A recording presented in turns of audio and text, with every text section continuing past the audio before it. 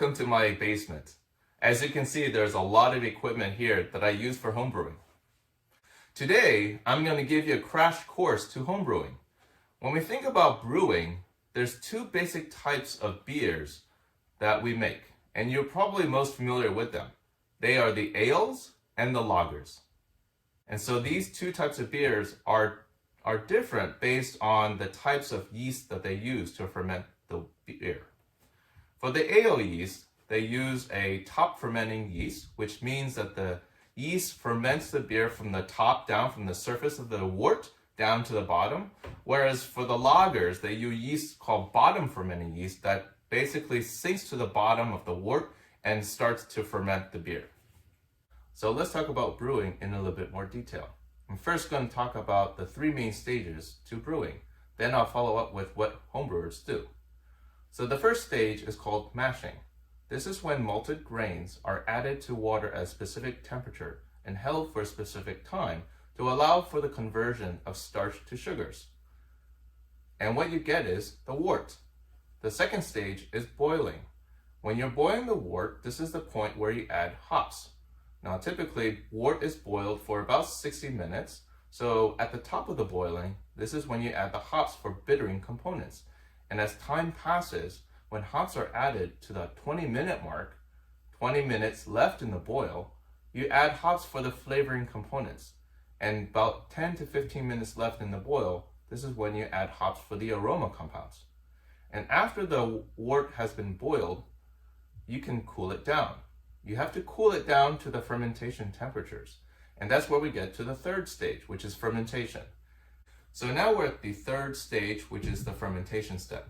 Depending on what type of beer you're making, it's very important to bring the temperature of the wort down to those temperatures. So as you can remember, for ales, we have to bring the temperatures down to 65 degrees Fahrenheit. Whereas for lagers, we need to drop the temperature down to 50 degrees Fahrenheit. And once your wort has achieved this temperature, it is time to add the yeast. You can add the yeast by mixing into the wort and prepare the fermentation vessel. As you can see here, there's different types of vessels that you can use. So let's talk about brewing from a home brewer's perspective. You're a novice, you're curious about making beer, but you don't know where to start. Well, my best advice is to take a homebrewing class. And if you're in New Jersey, talk to me after this video and I'll hook you up. But seriously, sometimes most people don't have time to take these classes, but they still want to get into homebrewing. So my second advice is to go online and find recipe kits. Now, there's different types of kits that you can buy online. One of them comes from Mr. Beer. Mr. Beer kits comes with most of what you need to make beer, to start off making beer. It typically has the recipe, and it has a fermentation vessel and some bottles for you to bottle your beer. Now, in other cases, if you can go online to buy just the recipe kit itself, for those, you need a fermentation vessel. Typically, you'll get one of these from the same place that you buy the recipe. This is a fermentation bucket. The other item that you would need is to boil your wort, and typically you can use a pot like this. This is a 5-gallon pot, but you may not need such a large pot when you're first starting out, because you may already have a pot at home that you use to make stock or soup or whatever like that. In a recipe kit, the typical ingredients are malt syrup, hops, and yeast. Now, the makeup of the materials list is dependent on what recipe that you get. My advice is to start off with an ale recipe. As I've mentioned before, they don't need a lot of time to ferment, and they're very easy to make. You can have beer probably after 2 or 3 weeks from the moment that you start. So now that you got the recipe kits, the instructions are pretty easy to follow. Because they contain malt syrup, you've skipped stage 1 and you're ready to go to stage 2, which is the boiling step. You add the malt syrup to your pot and you dilute it with water. Once it comes to a boil, you follow the schedule for adding the hops. And when the wort is finished boiling, it is time to cool down. you bring the temperature of your wort to the fermentation temperature. Again, if you're making an ale recipe, you bring it down to around 65 degrees Fahrenheit. At this point, this is when you add your yeast.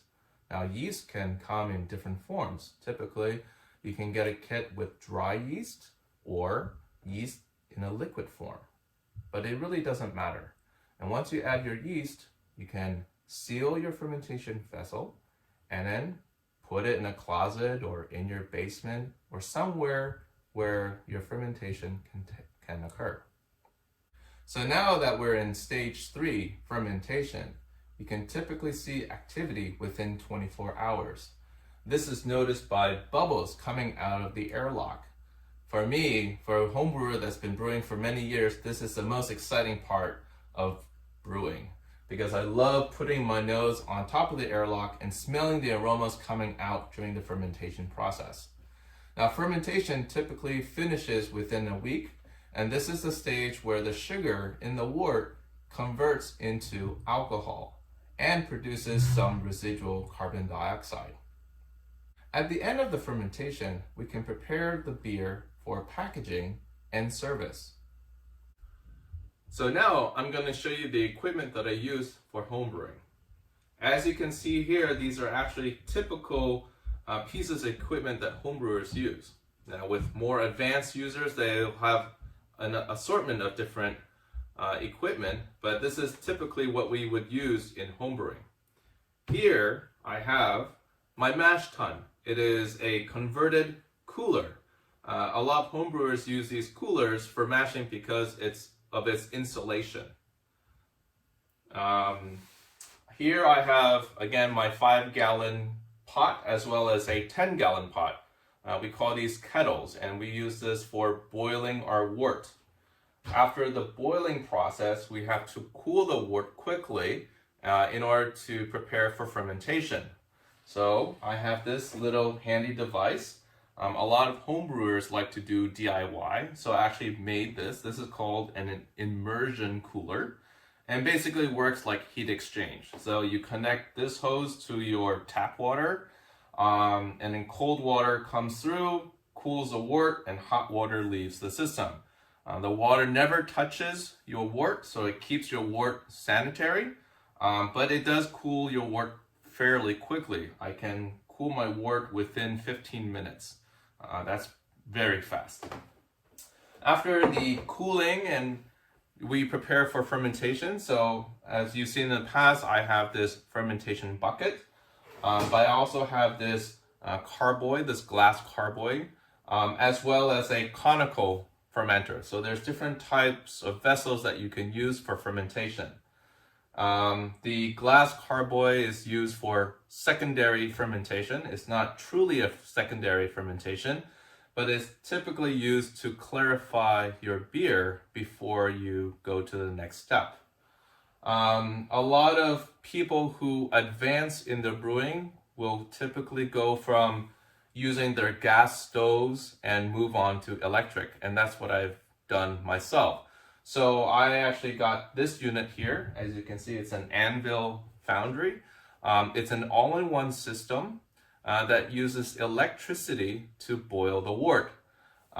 Because it's all-in-one, you can do the mashing process as well as boiling. It has some ability to do fermentation as well, but I like to use these fermentation vessels for that. So I hope you learned a lot in this homebrewing crash course. If you're still interested in learning more, please feel free to email me. After this video, I have another video showing you how I've used this electric brewing system to make a Munich Helles. Thank you.